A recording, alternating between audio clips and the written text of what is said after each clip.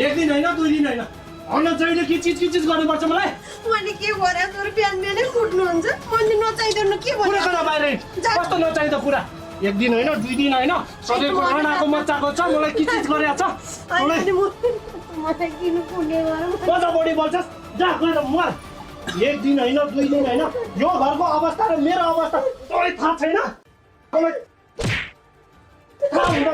मलाई के चिज गर्नुपर्छ म यहाँ कसरी बाँचिरहेको छु भन्ने कुरा तँलाई के थाहा भने सधैँ मैले यो घरको अवस्था बुझेर हुन्छ मेरो पनि रहर हुन्छन् चाहना हुन्छन् मलाई पनि अरू सरक उनीहरू जस्तै भएर हिँड्न मन लाग्छ सधैँ म झुत्रे झाम्रे भएर जिन्दगी कटाउनु होइन हौ कान्छा बुहारी तिमीहरूले यो के गरेका यसरी समाज हँसाउने काम नगर छोरा बुहारी हो बाउ बिरामी हुनुहुन्छ बाउको अगाडि तिमीले यस्तै रणाको मचाउँदाखेरि बाउको मनमा के हुन्छ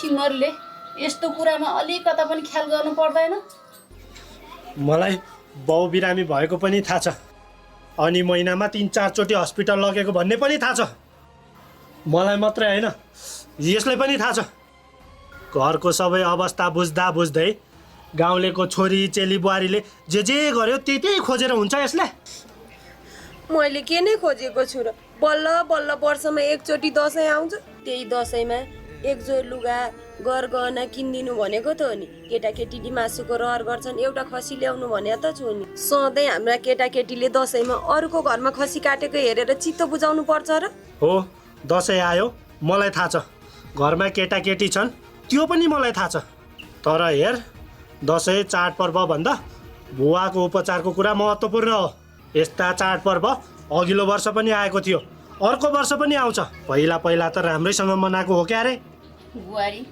तिमी घरको कुरामा सबै कुरामा जानकार छौ बुवाको उपचार गर्दा गर्दा कान्छाको ढाड सेकिसक्यो जेठोले उपचार गर्नुपर्छ भनेर 4 पैसा दिँदैन बुवाको उपचार गर्नुपर्छ भनेर ससुरालीमा गएर घर चाहिँ बसेको छ छोरा म डाँडामाथि अस्ताउन लागेको घाम जस्तोलाई किन उपचार गरिरहेको हो तिमीहरूले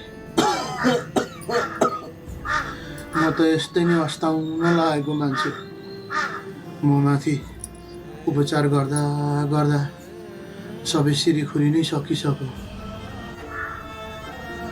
काल पनि आउँदैन बुढी आखिरमा म बुढो बाँचेर के चाहिँ हुने हो र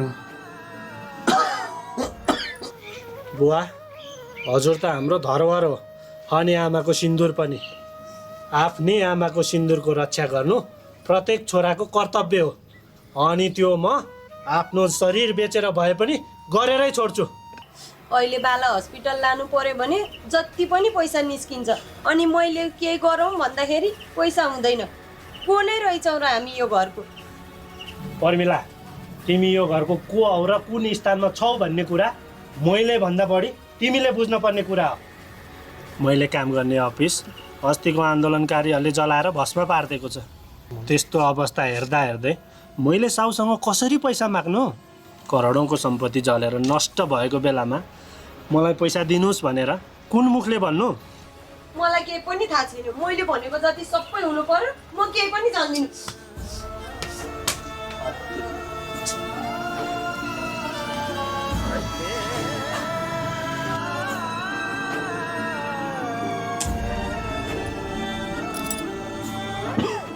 छोरा यस्तो गाह्रो परेको बेलामा फेरि यो बुहारीले कस्तो अर्को थापेको हो कुनी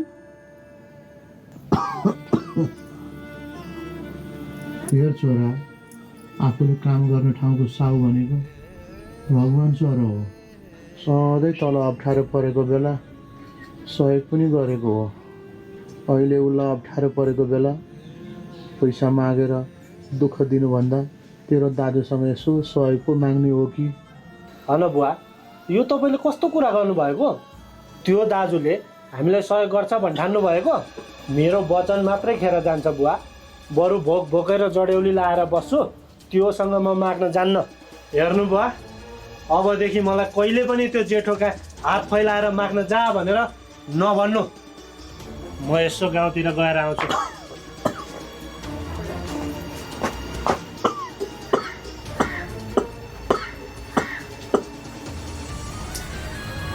बिचरा त्यो कान्छालाई कति बोझ छ। यत्रो परिवार, आउने पाहुना पासा सबै व्यवहार उसले चलाउनु पर्यो। सहयोग भनेको कसैको छैन। तपाईँलाई झन् गाह्रो भएको जस्तो छ। यी नाति नातिना पनि कहाँ गएछन्? तपाईँलाई यसो भित्र लान सघाइदिन्थ्यो कि? छोड्दै बुढी, म एकछिन बाहिरै बस्छु। यसरी बाहिर बस्दा बस्दै जान पाए सबैको पिरोले नै सकिन्थ्यो।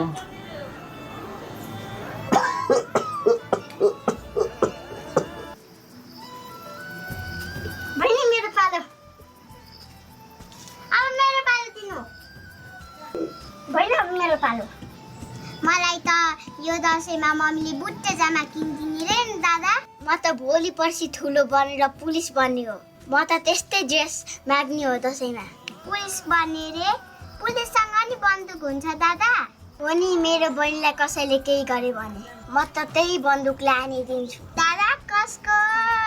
अनि दादा यसपालि खसी लिन जाँदाखेरि म पनि बाबासँग जान्छु।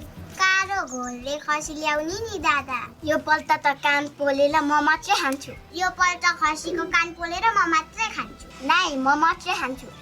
नाइ म मात्रै खान्छु। म खान्छु खसीको कान। म खान्छु।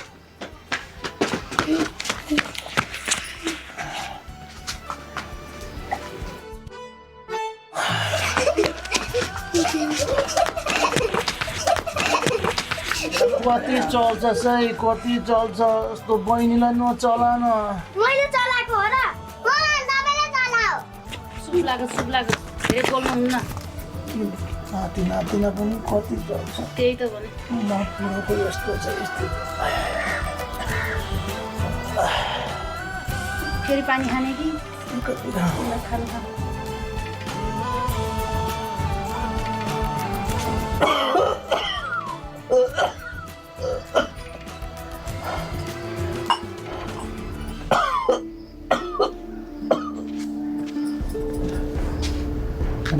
नातिना आजैदेखि खसीका कान खान्छु भन्छन् बुढी।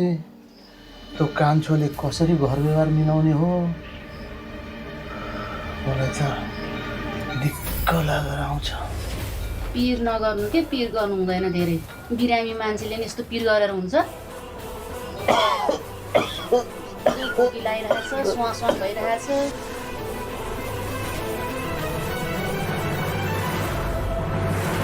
हेर है बुढा, दसैँ आउन